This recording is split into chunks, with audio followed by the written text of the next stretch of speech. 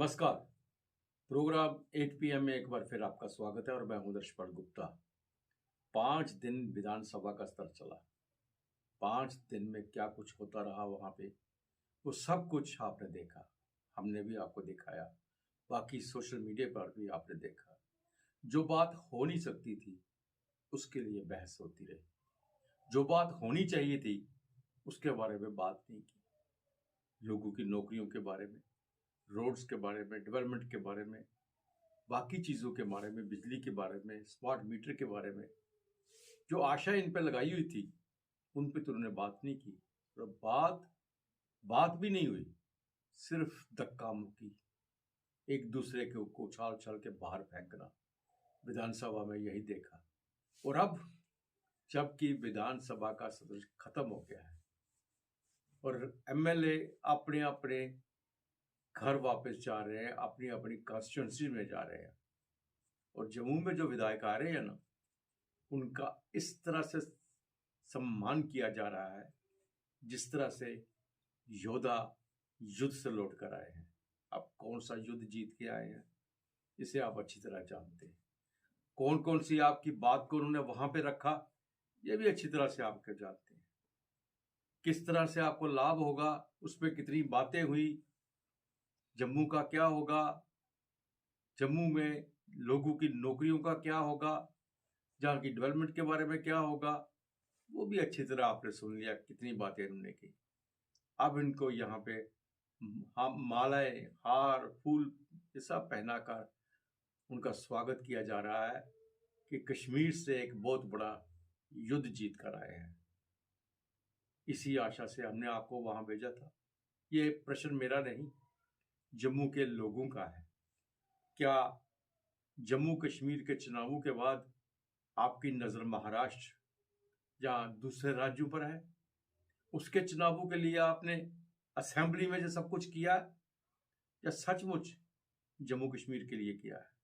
कि सचमुच आपको लग रहा है कि नेशनल कॉन्फ्रेंस के एक रेजोल्यूशन से 370 वापस आ जाएगी, जिसके पीछे आपने पूरे 5 दिन जो है वो वेस्ट कर दिए? लग रहा है क्या आपको? आप भी तो ज्ञाता है, MLA बन के गए हैं, कानून अच्छी तरह से जानते हैं। किसी रेजोल्यूशन से 370 वापस नहीं आ सकते, बहुत अच्छी तरह जानते हैं, इस पर विस्तार पूर्वक जाने की जरूरत नहीं है। लेकिन अब सत्कार करवाइएगा, नया ड्रामा करवाइएगा, लोगों से कहिएगा कि बहुत बड़ा युद्ध हम जीत के आए हैं। हमारे साथ है कर्नल VK साय साहब। ये राजनीतिक भी विशेषज्ञ है और डिफेंस विशेषज्ञ भी है। इनसे हम जानना चाहेंगे इन 5 दिन के असेंबली के सत्र में जम्मू के लोगों ने क्या खोया, क्या पाया। कर्नल साहब, 5 दिन का जम्मू कश्मीर में सत्र चला, असेंबली का सेशन, पहला सेशन जिसे हम हिस्टोरिकल सेशन कहते हैं, क्योंकि UT के बाद ये पहला सेशन था और 370 और 35 हटने के बाद भी, और 5 दिन के अंदर वहां के क्या हालात रहे वो सबने देखे अच्छी तरह। क्योंकि सोशल मीडिया का जमाना है, लोग अपने हाथ में मोबाइल भी पकड़ के देख रहे थे, टीवी पे भी देख रहे थे। लेकिन उसके साथ साथ सबसे इंपॉर्टेंट चीज जो मैं आपसे जानना चाहता हूं, अंदर का दृश्य तो सबने देखा, लेकिन असेंबली के बाहर क्या हो रहा था उसकी तरफ किसी की तवज्जो नहीं थी। यहां पे आतंकवाद खून की होली खेल रहा था। किस तरह से किश्तवाड़ के अंदर हमारे 2 PDGs जवानों को किडनैप करके उनकी आंखें बांध कर उन्हें मार दिया गया। क्या असेंबली सेशन शुरू होने पर या बार बार यही कहा जाता था कि जब भी यहां पे पॉपुलर गवर्नमेंट आएगी मिलिटेंसी खत्म हो जाएगी, टेररिज्म का नामो निशान नहीं रहेगा, सभी स्ट्रीमलाइन में आगे हैं, पूरा कश्मीर जो है साथ दे रहा है, वहां पे G20 हुआ है, हालात सुधर के हैं, लाखों के हिसाब से टूरिस्ट आ रहे हैं। उसके बावजूद भी हमारे जो नेता धक्का मुक्का कर रहे हैं असेंबली के अंदर, और यहां हमारे VDG के जो मेंबर है वो मारे जा रहे हैं।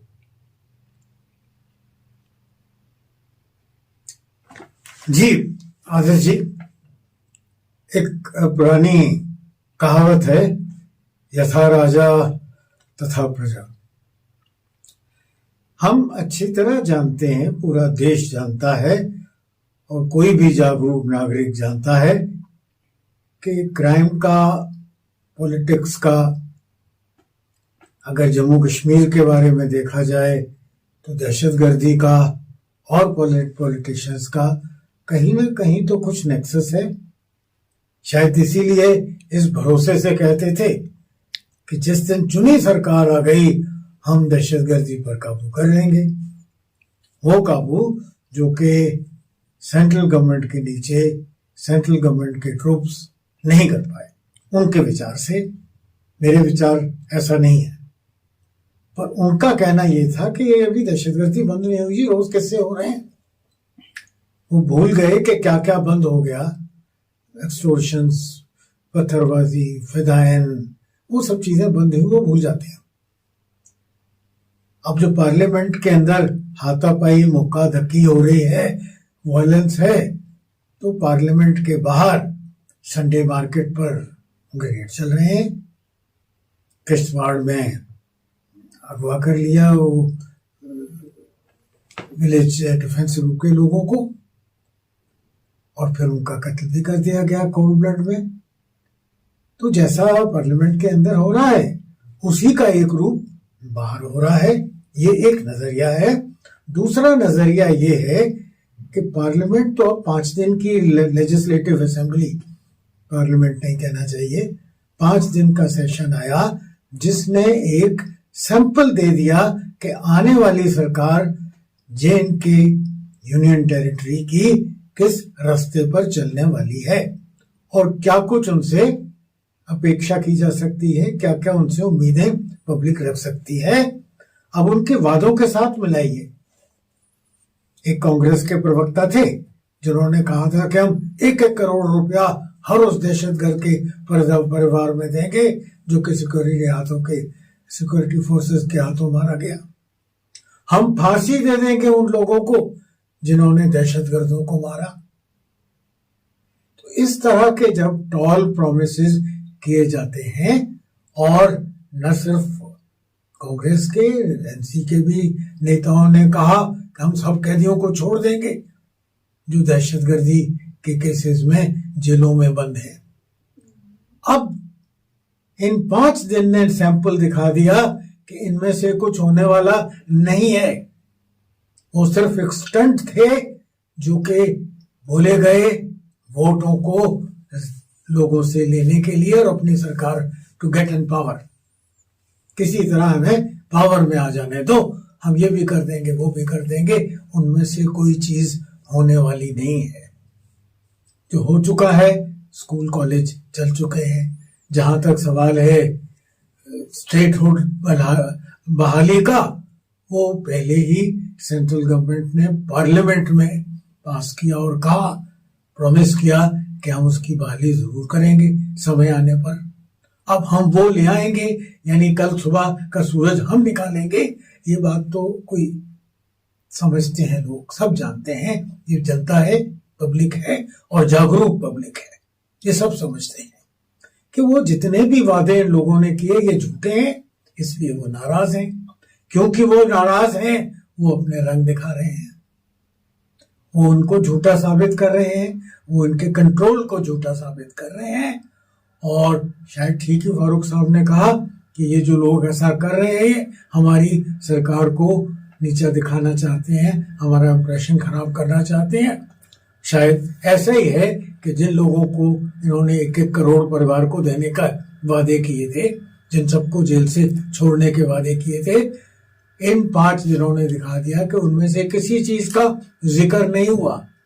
डेवलपमेंट का कोई जिक्र नहीं हुआ, बाहर से आने वाली इन्वेस्टमेंट्स का कोई जिक्र नहीं हुआ, नौकरियों का कोई, अनएम्प्लॉयमेंट को सॉल्व करने का जिक्र नहीं हुआ।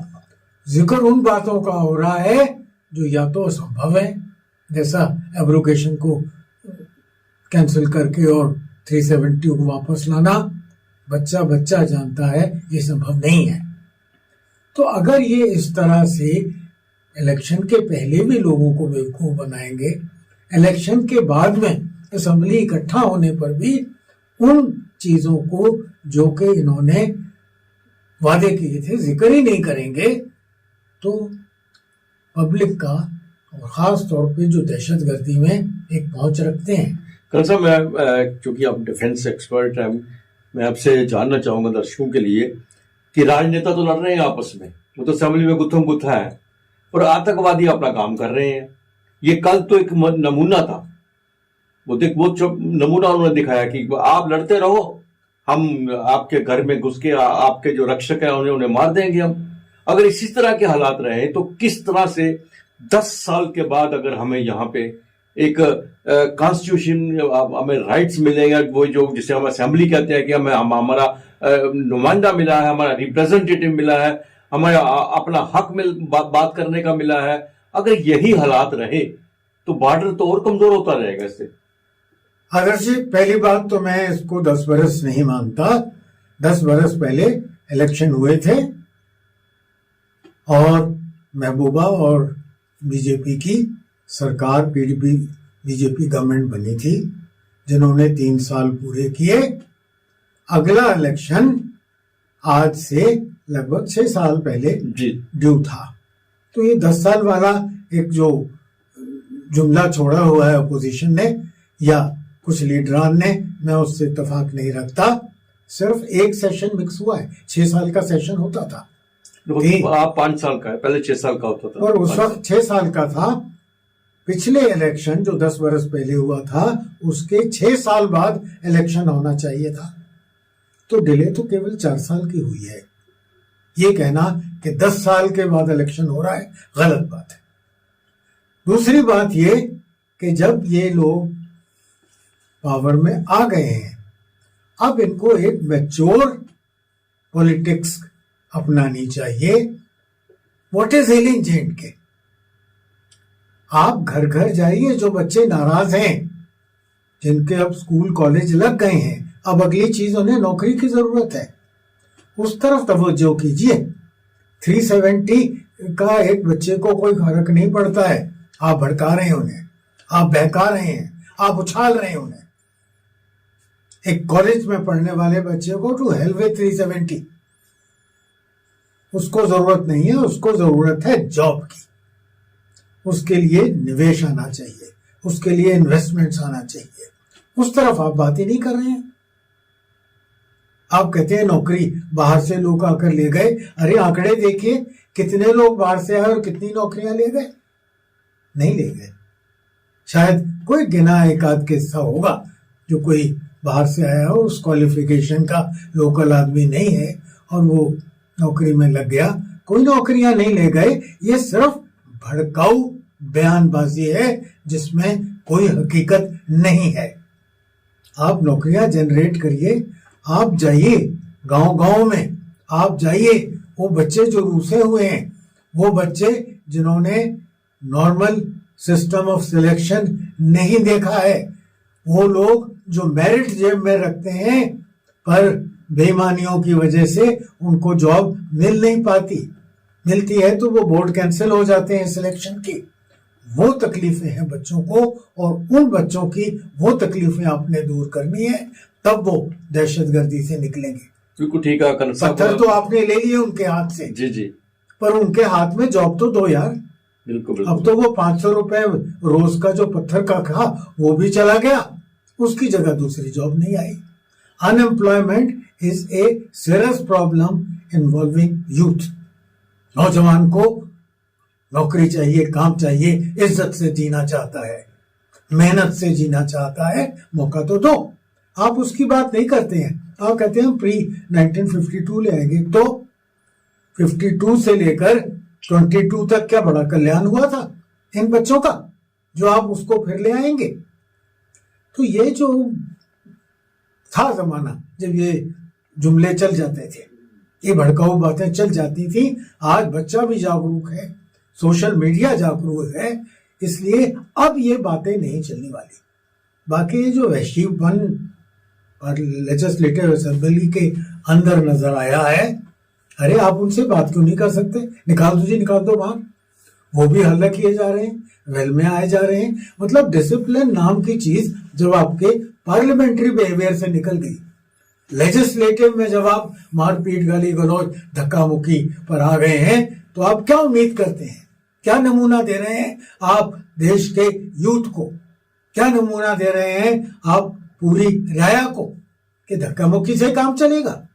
क्या ये पार्लियामेंट, लेजिस्लेटिव असेंबली अगले 5 साल धक्के मुक्के से चलती जाएगी? तो आप अंदर करते रहिए, हम बाहर करते रहेंगे। तो लीडरान को बाहर निकलना है, इन्होंने पब्लिक में जाना है। और वो छोड़ दो अपने कैवलकेड्स कि 2 गाड़ियां सिक्योरिटी की आगे चल रही और एम्बुलेंस साथ चल रही, अगर मुझे कुछ हो जाए तो मिलो जाकर पब्लिक के साथ, mix with the people, ground पर जाओ, उनके दुख दर्द सुनो, उनका बिजली पानी के बिलों का हिसाब करो, उनकी सड़कों की हालत देखो। क्या हालत है रोड्स की? हाईवे बने, दुनिया का सबसे ऊंचा पुल बन गया, मैं तो अभी उस पुल पर पहुंचा ही नहीं। पर मैं अपने घर से जब निकलता हूं तो एक टूटी फूटी सड़क पर चलता हूं, मैं वो जानता हूं। तो जहां समस्या है उसको सॉल्व करो यार। मैं जानता हूं बहुत डेवलपमेंट हुआ है, कश्मीर की शक्ल बदली हो गई है। क्या जम्मू की शक्ल बदली हुई है?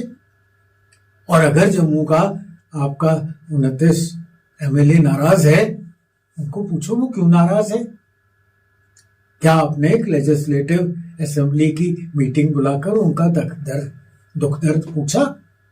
सीधा आप पार्लियामेंट असेंबली असेंबल नहीं हुई और आप सीधा जंप मार के 50 साल 60 साल पहले से चले गए। आप 24 में बात करते हैं 19 की, 24 की बात करो। 24 में 9 जॉब्स चाहिए, 24 में मुझे अपने घर की सड़क चाहिए, 24 में मुझे एक रेगुलेटेड इलेक्ट्रिक बिल चाहिए, 24 में मुझे एक बेटर वाटर सप्लाई चाहिए। तो 24 की बात करने की जगह आप 19 पर पहुंचे, 19 से पहले आप 52 पर चले गए।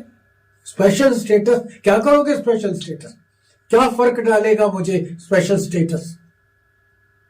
क्या नवंबर के महीने में मैं 2 कोट पहन लूंगा? एक ही पहनूंगा। तो स्पेशल स्टेटस मुझे क्या देने वाला है? आपको देगा, ताकि आप हिंदुस्तान के जो टैक्स पेयर का पैसा है उसको उसी तरह इस्तेमाल कर सकें जिस तरह इस्तेमाल करने की आपको 40, 50, 60 से आदत पड़ी हुई है। That is why you want your special status. वही मैं कह रहा हूँ, कुल मिला के आम आदमी को स्पेशल स्टेटस से कुछ मिलने वाला नहीं है। आम आदमी को, वो तो आप बिल्कुल सही कह रहे हैं। कुल मिला के हम अगर हम बात करते हैं कि इस 5 दिन के अंदर 5 दिन के सेशन में लोगों को एक निराशा हासिल हुई, उनके निराश ही हुए। उनको लग रहा था कि जिस तरह से आपने कहा कि उनके रोजगार की बात की जाएगी, उनके सड़कों के बारे में बात की जाएगी, उनके बाकी चीजों के बारे में बात की जाएगी, लेकिन उसके उन सब को छोड़कर सिर्फ एक बात को लेके 5 दिन सिर्फ लड़ाई झगड़ा इन्होंने देखा और कुछ भी नहीं देखा।